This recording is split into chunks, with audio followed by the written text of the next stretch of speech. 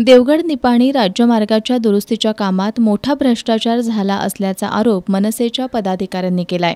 या भ्रष्टाचाराच्या विरोधात सार्वजनिक बांधकाम विभागाचे अभियंता एस.बी. इंगवले यांना निवेदन दिलं असून या कामाची चौकशी करावी आणि दोषींवर कठोर कारवाई करावी, अन्यथा आम्ही न्यायालयात जाणार असल्याचं मनसेच्या कार्यकर्त्यांनी सांगितलं।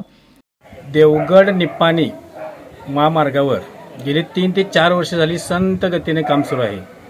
202 कोटी बजेट लागलेला हा रस्ता अतिशय निकृष्ट दर्जाचा आणि खालवलेल्या पातळीचा रस्ता बनवत असून हा रस्ता आता बनवून बिलं काढण्याच्या मार्गाकडे ठेकेदार लागलेला आहे।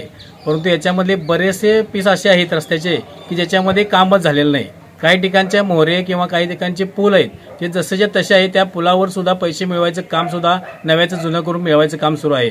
याबद्दल आमचे महाराष्ट्र निर्माण सेना जिल्ह्याचे उपाध्यक्ष रोहन निर्मर यांनी माहितीच्या अधिकाऱ्यांना माहिती मागून गेली 4-5 हजार पानांची माहिती मिळवून त्यामध्ये बऱ्याच प्रकारचा भ्रष्टाचार उघडकीस येत आहे।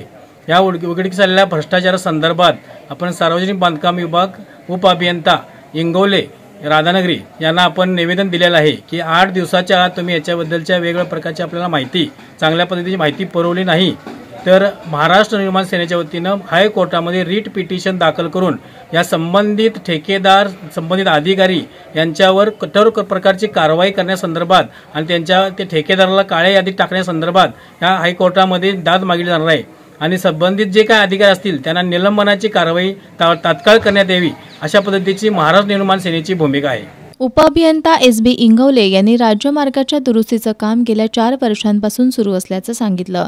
सध्या 90% काम पूर्ण झालंय। या अगोदर दक्षता आणि गुण नियंत्रण मंडळ पुणे आणि नाशिक यांनी 2 वेळा कामाची तपासणी केली आहे।